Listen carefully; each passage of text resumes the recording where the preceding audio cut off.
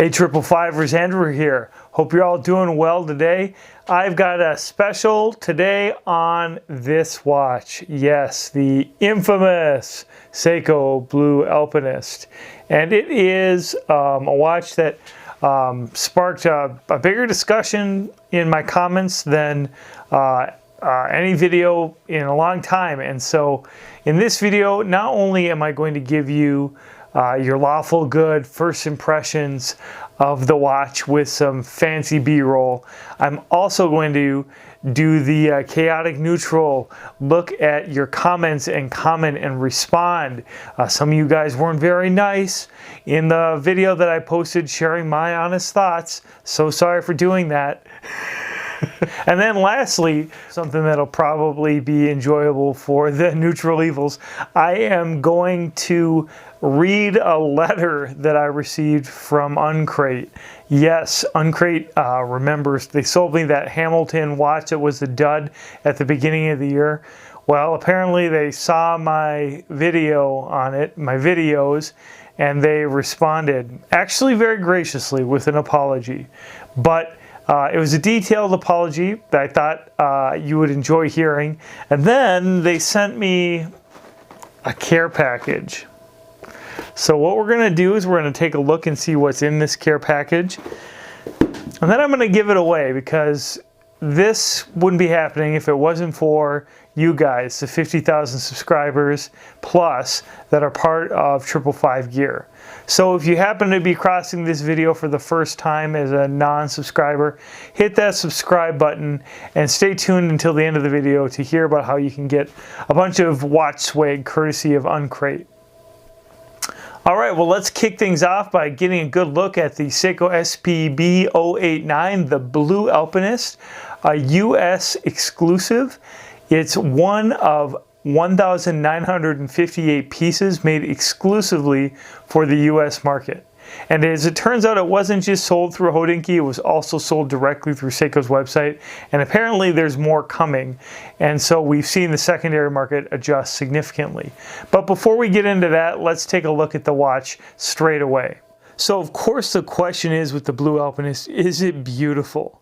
Is it a nice shade of blue? What is the shade of blue? Is it matte or is it brushed? Is it a sunburst or is it somehow more muted? And the truth is that it's a very alluring blend. Yes, this is a beautiful watch, no doubt. I have to admit that in ordinary light it takes on a darker shade, but when the light hits it right, it is quite a rich shade of blue. We are looking at not a strictly matte dial though, and there's some variation between dials.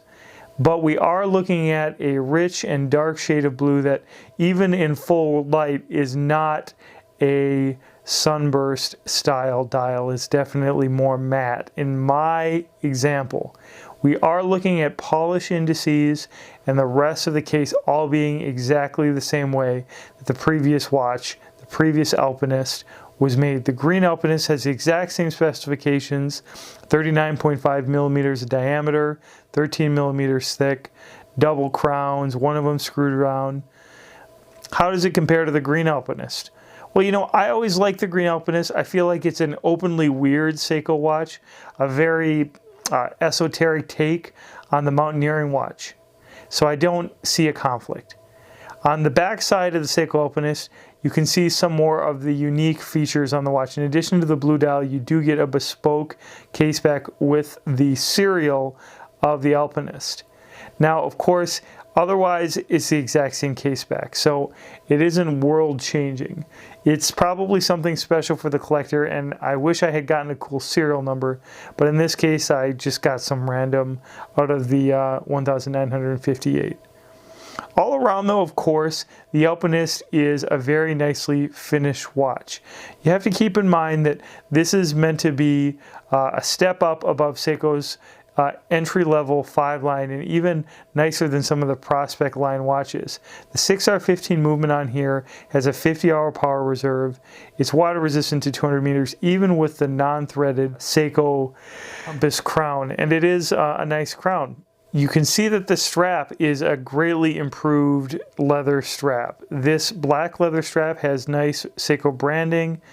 It's not exactly buttery soft out of the box, but after wearing this watch for a few days, and yes, I just decided to start wearing it, what else am I going to do with a watch, it breaks in nicely. So my overall impression is that this watch is definitely more subdued than the Green Alpinist, and for some guys that's going to be a must-have.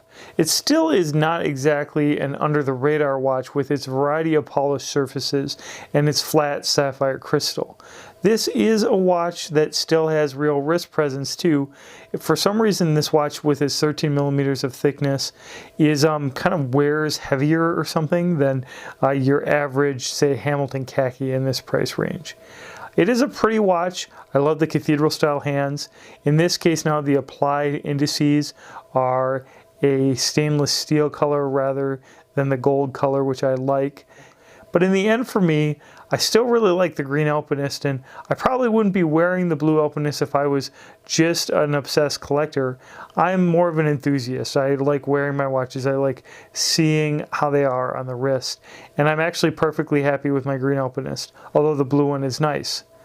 I don't know, I guess they both just seem like two different versions of colorway of the same watch in the end. And in that case, the drama is really kind of over the top. And maybe that's starting to die down a little bit already after a few weeks of this watch's release. I think the truth is that in either case, you're not in a bad position with either watch. Here's a shot of the watch on my 7¼ inch wrist on the OEM Seiko strap.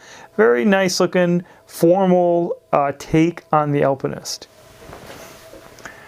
Alright guys, let's talk about some comments that you guys left, which you left many and that was awesome, about whether you agreed with me about the launch of the Blue Seiko Alpinist through Hodinkee in particular, which is what I was referring to when I made that last video.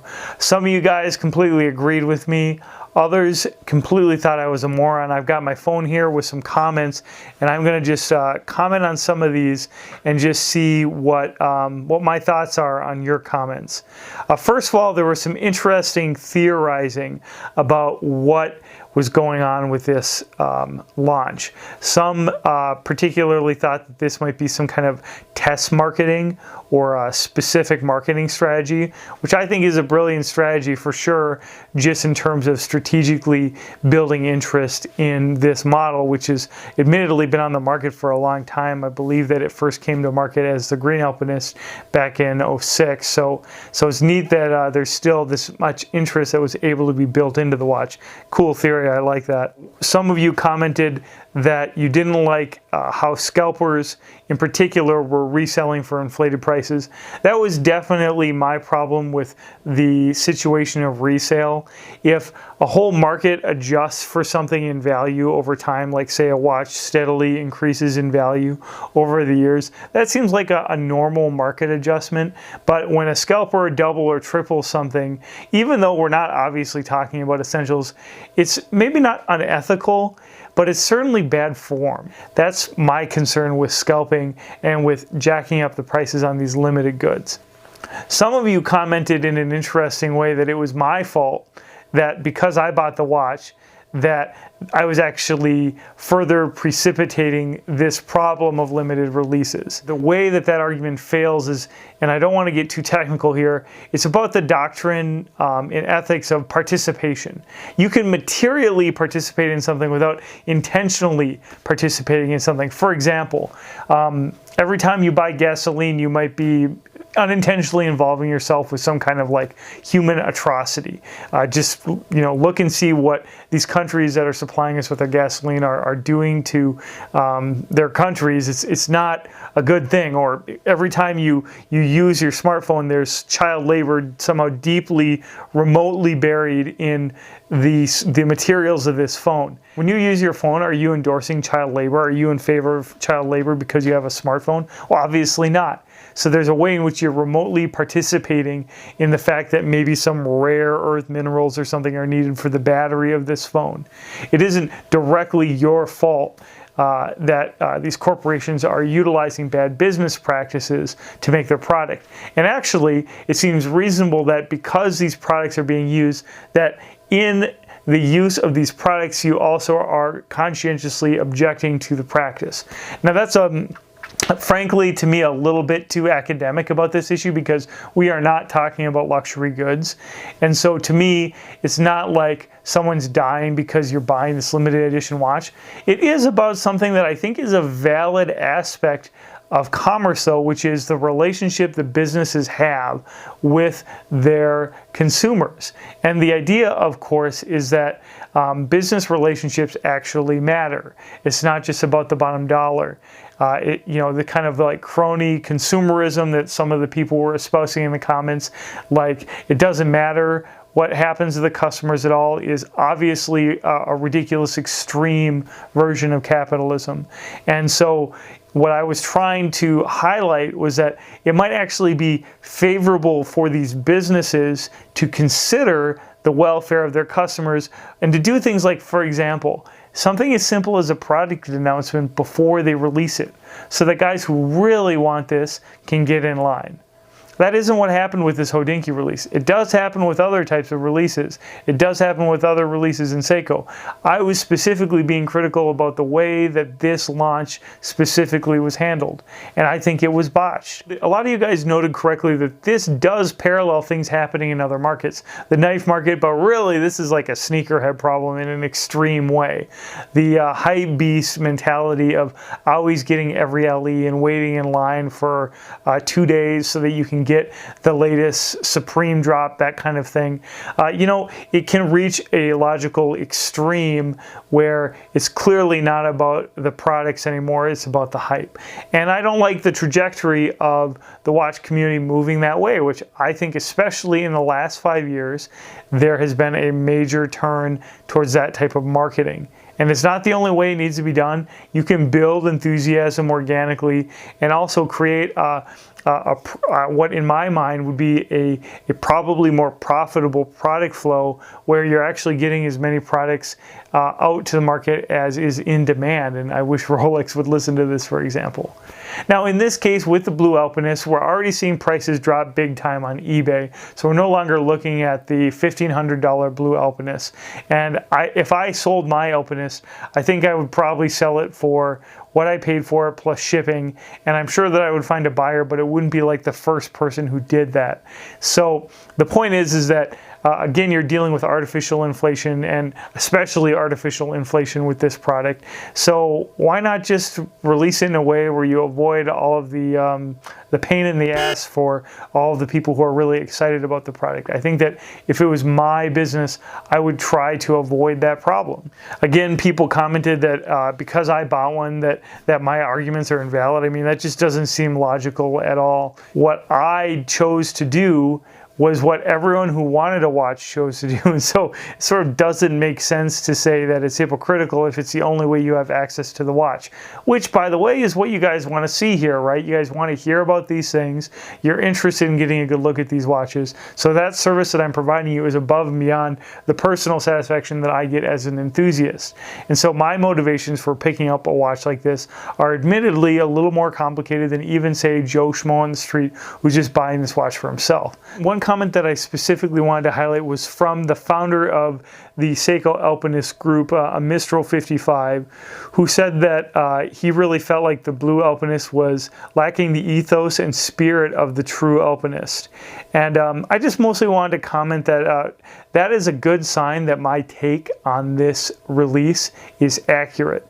And this is because the Seiko Alpinist group on Facebook is one of the most dedicated and serious group of specific model watch enthusiasts that I've ever seen.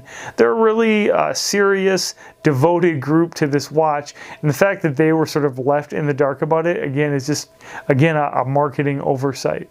And of course, I'm going to throw in a few comments from guys who I think probably should just write their complaints to me on a cup and toss it. But all told, we had about 459 comments as of the making of this video on my original commentary on the Blue Alpinist, and that is actually heartening for me because this platform is not just a chance for me to share my enthusiasm, but also to allow you to share your opinions. And I take pleasure in the fact that I don't have to delete comments too often. I delete ad hominem attacks and I delete just blatant name calling. But in general, even though some of you guys vehemently disagreed with me, it was a largely civil conversation, and I want to encourage that in future videos. And it encourages me to continue to sometimes have these hot topic drama videos, even though as far as I'm personally concerned, I mean, I could do without the drama.